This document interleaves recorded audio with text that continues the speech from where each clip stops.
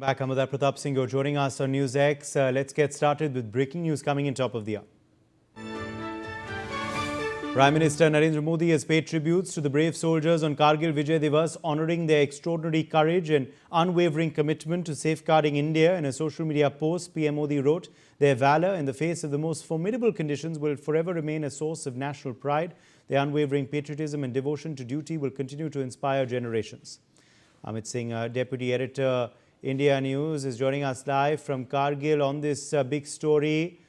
Amit, Prime Minister Modi has remembered the braves who laid down their lives in the 1999 Kargil conflict in a post on social media. The Prime Minister leading the nation, Amit, in paying tributes on Kargil Vijay Divas. You're right. It's been almost 27 years since we are celebrating Kargil Vijay Divas. Right now, Raksha Mantri Rajnath Singh addressing Indian Army and the media people there, you can see. And it's been a privilege to be here because India News is covering all the events, all the happening around.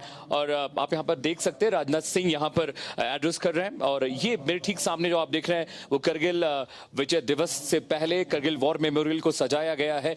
रक्षा मंत्री राजनाथ सिंह सुबह 9 बजे करीब यहाँ पर पहुंचे हैं और उसके बाद उन्होंने सबको एड्रेस किया और उन्होंने तमाम जो आर्मी पोस्ट है वहाँ पर भी गए। कल रात को वो पहुंचे थे, जोजिला पोस्ट वहाँ पर गए। इसके अलावा उन्होंने यहाँ पर जो मतेन में जो हमारी आर्मी वहां पर डिप्लॉयड है बॉर्डर पर, वहां पे जाकर उन्होंने जायजा लिया, लोगों से मुलाकात की और जब कल शहीदों की फैमिली यहां पर पहुंची थी तो उन्होंने उन तमाम लोगों से मुलाकात की और पर्सनली सबसे उन्होंने बातचीत की और सबसे उन्होंने यही कहा कि अगर कोई दिक्कत है, कोई परेशानी है तो इंडियन आर्मी, भारत सरकार हमेशा उनके साथ वहां पर खड़ी है। और सबसे बड़ी बात यह है कि आप देख सकते हैं यहाँ पर कभी भी मौसम यहाँ पर बदलता है और यहाँ पर हालात बहुत क्रिटिकल हैं और आर्मी को ये खास हिदायत दी गई है कि जो मीडिया कवरेज के लिए लोग पहुंचे हैं उनका ध्यान रखें क्योंकि यहाँ पर कभी भी किसी भी तरह की घटना घट सकती है। बहुत क्रूशल इलाका है और अब तस्वीरें मैं आपको दिखा रहा हूँ यहाँ पर, जहाँ पर आप तस्वीरें आपको दिखा रहे दिनेश मेरे कैमरा पर्सन, वहाँ पर राजनाथ सिंह एड्रेस कर रहे हैं। उन्होंने अपने भाषण में 2-3 बड़ी बातें कही। उन्होंने कहा कि हम इंडियन आर्मी के शौर्य को प्रणाम करते हैं और पिछले 27 सालों में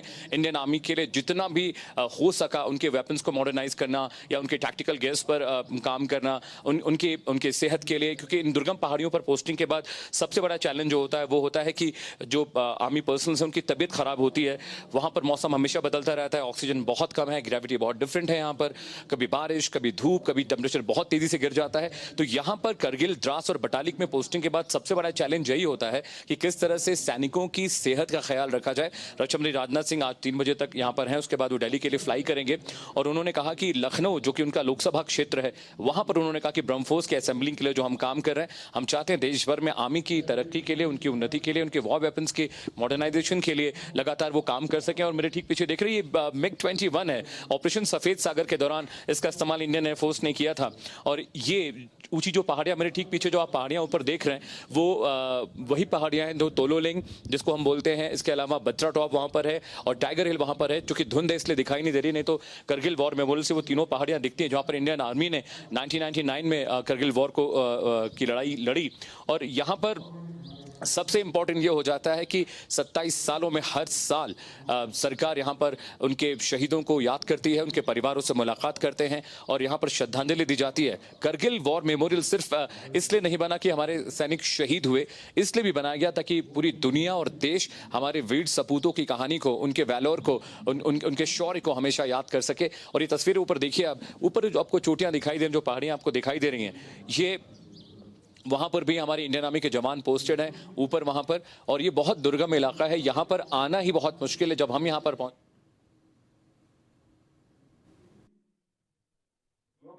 लौटने की राह देखते देखते अपनी आंखों की ज्योति खो बैठी। किसी के बच्चे ने तो अपने पिता का चेहरा सिर्फ तस्वीरों में ही देखा था। उन बलिदानियों की उम्र 22 साल, 24 साल, 26 साल थी। उनकी पूरी जिंदगी उनके सामने पड़ी हुई थी। हजारों सपने आंखों में थे, लेकिन जब राष्ट्र ने पुकारा उन्होंने बिना किसी हिचक के अपने सारे सपने, अपना पूरा भविष्य इस देश के हवाले कर दिया। उन्होंने व्यक्तिगत जीवन की उन सारी परेशानियों को दरकिनार करते हुए राष्ट्र के अस्तित्व को बचाने का पुरजोर प्रयास किया, क्योंकि उनके मन में यह भावना थी, तेरा वैभव अमर रहे मां, हम दिन चार रहे न रहे। साथियों, आज भी हमारी माताएं अपने बच्चों को जब वीरता की कहानियां सुनाती हैं तो उनकी कहानियों में कैप्टन मनोज पांडे, कैप्टन विक्रम बत्रा और इन जैसे न जाने कितने वीरों का जिक्र होता है। हमने इन वीरों को अपनी धरोहर बनाकर रखा है और आने वाली न जाने कितनी पीढ़ियां इनके शौर्य से प्रेरणा सदैव लेती रहेंगी। और साथियों, यही कारण है कि कारगिल विजय दिवस हमारे लिए एक सामान्य दिवस भर नहीं है। यह हर उस नौजवान के लिए प्रेरणा का दिन है जो व्यक्तिगत सफलता और राष्ट्रीय कर्तव्य के बीच का अंतर समझना चाहता है। यह दिन हमें सिखाता है कि सैक्रिफाइस और सर्विस का भाव ही किसी भी राष्ट्र की रीढ़ हुआ करता है। साथियों, कारगिल के इस वार मेमोरियल में आपको पूरा भारत देखने को मिलेगा। इन बलिदानियों में आपको हिमाचल, नागालैंड, मेघालय, तमिलनाडु और भारत के हर क्षेत्र का नाम देखने को मिलेगा। इनमें आपको मंदिर जाने वालों का नाम देखने को मिलेगा, यहां मस्जिद जाने वालों का नाम आपको देखने को मिलेगा, तो वहीं गुरुद्वारे और गिरजाघरों में जाने वालों का नाम भी यहां आपको देखने को मिलेगा। साथियों, इन तमाम विविधताओं के बावजूद इन बलिदानियों का खून एक ही रंग का है और यह खून इसी एक मिट्टी में गिरा है। जो लोग इस देश को तोड़ने के सपने देखते हैं, उन्हें एक बार इस दीवार को देखना चाहिए। यह दीवार अपने आप में उनके दुस्वप्नों का एक जवाब है। साथियों, हमारे बहादुर सैनिकों ने हमेशा अपने शौर्य का परिचय दिया है, पराक्रम का परिचय दिया है। अभी हाल ही में हमने ऑपरेशन सिंदूर की सफलता का 1 वर्ष पूरा किया है। उस ऑपरेशन के दौरान हमारी जाबाज सेना के जवानों ने, अधिकारियों ने आतंकवादियों और उनके सरपरस्तों को ऐसा जवाब दिया है जिसे वे आजीवन कभी भूल नहीं पाएंगे। ऑपरेशन सिंदूर ने यह साफ कर दिया है कि भारत को आतंकवाद के सहारे डराने का सपना देखने वालों का अब अंजाम क्या होगा। भारत पाकिस्तान के हर मिस एडवेंचर का जवाब उसकी कल्पना से कहीं अधिक कठोर तरीके से देने की क्षमता रखता है।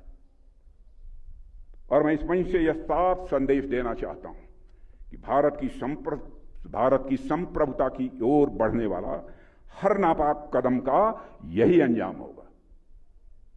साथियों, हमारा इंटेंशन साफ है कि अब पाकिस्तान से कोई बात नहीं होगी और अगर बात होगी तो सिर्फ पीओके पर ही बात होगी, जो कि भारत का हिस्सा है, जिस पर पाकिस्तान ने अवैध तरीके से कब्जा किया था।